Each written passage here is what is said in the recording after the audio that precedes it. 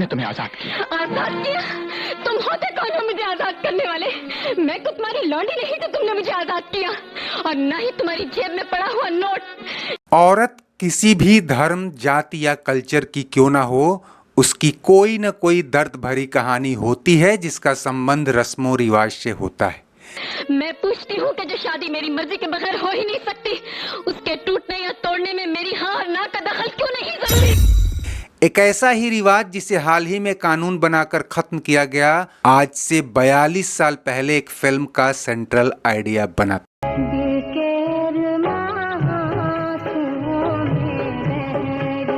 उस दौर के जाने माने फिल्म प्रोड्यूसर और डायरेक्टर B.R. चोपड़ा ने जब लेखिका अचला नागर की कहानी तलाक तलाक तलाक पर फिल्म बनाने का फैसला किया, तो कई लोगों ने उन्हें समझाया कि क्यों पचड़े में पड़ते हो, फिल्म तो चलेगी नहीं, उल्टे विवादों में फंस जाओगे।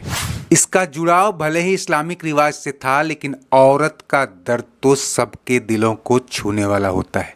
उन्हें लगा कि ये कहानी हिट होगी और फिल्म की तैयारी शुरू हो गई।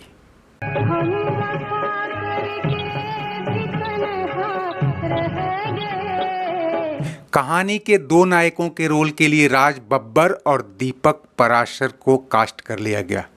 पहले ही लोग इसे चुनौती बता रहे थे कि इतने संवेदनशील मसले पर कहानी एक हिंदू लेखिका ने लिखी है, प्रोड्यूसर और डायरेक्टर भी हिंदू और ऊपर से दोनों नायक भी हिंदू। लेकिन इस देश की मिट्टी की यही खूबी है दोस्तों कि हम एक दूसरे के रस्मों रिवाज को ही नहीं, दर्द को भी बखूबी समझते हैं। और B.R. चोपड़ा एक दिग्गज फिल्मकार थे, कई ब्लॉकबस्टर फिल्में बना चुके थे, फिर भी उन्होंने हीरोइन के लिए ऐसे चेहरे की तलाश शुरू की जो इस्लामी संस्कारों में पली बढ़ी हो। जीनत अमान ये रोल करने को बेताब थी। वह उस दौर की स्टार हीरोइन थी और B.R. चोपड़ा की कई फिल्मों में काम कर चुकी थी, लेकिन चोपड़ा एक नए चेहरे पर दांव लगाना चाहते थे।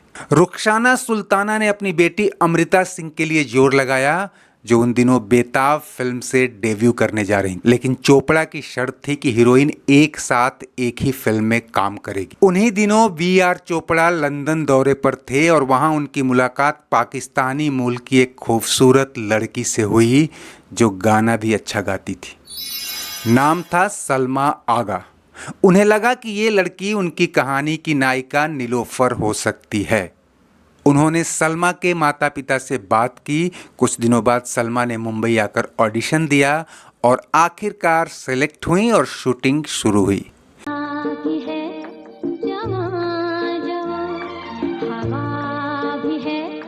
कुछ कानूनी और तकनीकी वजहों से फिल्म का नाम बदलकर निकाह कर दिया गया, लेकिन असली विवाद तो अब शुरू होने वाला था दोस्तों। एक साधारण सी दिखने वाली फिल्म रिलीज होते ही इतने फतवे और मुकदमे झेलेगी कि प्रोड्यूसर तो क्या, सरकार की भी चूलें हिल जाएंगी, ऐसा किसी ने सोचा भी नहीं था। लेकिन ये सब जानने से पहले एक आध मिनट में कहानी का प्लॉट भी समझ लें। हैदर यानी राज बब्बर को कॉलेज में ही नीलोफर यानी सलमा आगा से प्यार हो जाता है, लेकिन उसे नहीं पता कि नीलोफर की किसी वसीम के साथ सगाई हो चुकी है। नीलोफर और वसीम का निकाह हो जाता है। हैदर मशहूर कवि और एक मैगजीन का संपादक बन जाता है। वसीम के पास नीलोफर के लिए सब कुछ है, बस समय नहीं है। वह हर वक्त काम में व्यस्त और वीवी को नज़रअंदाज करता रहता है। रिश्तों में खटास आती है और एक दिन वह गुस्से में वीवी को 3 बार तलाक बोल देता है। वसीम, तलाक नहीं, तलाक खुदा के लिए नहीं, तलाक। नहीं। नीलोफर अब हैदर के दफ्तर में काम पा जाती है और पुराना प्यार लौट आता है। इधर वसीम को गलती का एहसास होता है और वह फिर से नीलोफर को पाने को बेचैन हो उठता है। कुछ ड्रामेटिक इवेंट्स के बाद हालात ऐसे बनते हैं कि अब हैदर नीलोफर को तलाक देने को तैयार है ताकि वह फिर से वसीम की हो सके, और यहाँ नीलोफर के सब्र का बांध टूट जाता है। मैं पूछती हूँ वसीम में और आप में फर्क क्या है? इन्होंने तलाक गाली की तरह दी, आपने तोहफे की तरह। ऐसे ऐसे सवाल दागती है कि पुरानी रूढ़ियों और पुरुषवादी मानसिकता पर गहरी चोट होने लगती है। सितंबर 1982 फिल्म रिलीज होने से पहले मुंबई के भिंडी बाजार इलाके में इसके पोस्टर लगते ही वहां सियासी सरगर्मियां तेज हो गई। अफवाहें उड़ी कि इस फिल्म में मजहब के खिलाफ बातें की गई हैं। बिना आग के धुआं नहीं उठता। इस फिल्म को लेकर पहले से ही कई बातें बाहर आ रही थीं। भिंडी बाजार एक मुस्लिम बहुल इलाका है और लोकल पॉलिटिक्स में हमेशा से इसका दबदबा रहा है। इलाके की नाराजगी शहर में फैली और फिर दूसरे शहरों में भी। इधर फिल्म रिलीज होने में महज 2 दिन रह गए थे और मौलवियों मौलानाओं के बयानात और फतवों का दौर शुरू हो गया था। फिल्म के निर्माता निर्देशक B.R. चोपड़ा को लगा कि हालात बिगड़ सकते हैं। हालांकि फिल्म में ऐसा कुछ भी नहीं था। इसे सेंसर बोर्ड ने पास कर दिया था और उसके पहले जो आपत्तियां दर्ज कराई गई थीं उनके मुताबिक इसमें संशोधन भी कर लिए गए थे। चोपड़ा ने आनंद फानन में रिलीज से 1 दिन पहले गुपचुप तरीके से रात को फिल्म की एक स्क्रीनिंग आयोजित कराई। भिंडी बाजार सहित मुंबई के तमाम मौलवियों और स्थानीय नेताओं को यह फिल्म दिखाई गई। वहाँ तो कोई खास आपत्ति देखने को नहीं मिली। कईयों को फिल्म बहुत अच्छी भी लगी, कुछ ने छींटाकशी भी की। लेकिन फिल्म रिलीज होने के बाद जब बॉक्स ऑफिस पर इसने रंग दिखाना शुरू किया तब भारत से लेकर पाकिस्तान तक धार्मिक संगठनों ने ऐतराज जताना शुरू किया।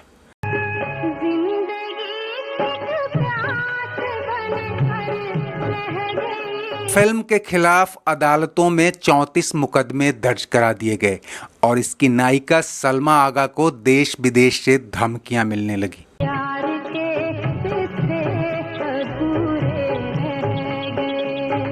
लेकिन दोस्तों, एक बेहतरीन फिल्म जैसे जैसे पब्लिक के दिलो दिमाग पर छाने लगी और इसके गाने गली गली में गूंजने लगे, ये सारे विवाद मुकदमे छोटे लगने लगे।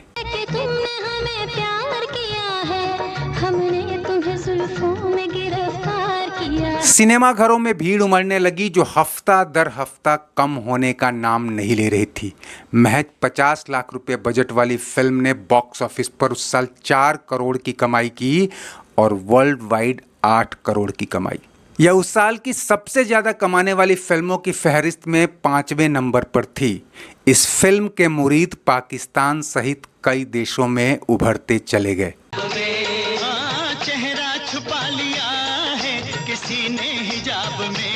फिल्म की पॉपुलैरिटी का असर ये हुआ कि जिस सलमा आगा को भारत तो क्या पाकिस्तान में भी कोई नहीं जानता था, वो रातों रात दोनों मुल्कों में स्टार सेलिब्रिटी बन गई।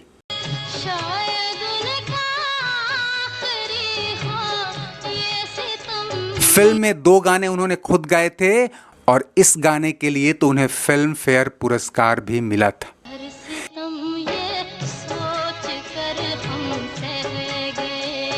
ये गाना इतना लोकप्रिय हुआ कि इसके कॉपीराइट को लेकर सलमा आगा और B.R. चोपड़ा तक में ठन गई और बात कोर्ट तक जा पहुंची। खैर, फिल्म ने कमाई इतनी ज्यादा कर ली थी कि धीरे धीरे कई मुकदमे निपटाए गए, कुछ खुद ही निपट गए और कुछ शायद अब भी लंबित हैं। जो भी हो, फिल्म का इम्पैक्ट इतना ज्यादा था कि आज भी एक कल्ट क्लासिक मूवी मानी जाती है। दोस्तों, उम्मीद है आपको ये वीडियो पसंद आया होगा। चलते चलते इसे लाइक, शेयर और सब्सक्राइब कर लीजिए और कमेंट बॉक्स में अपनी राय जरूर दीजिए। शुक्रिया, नमस्ते, आभार।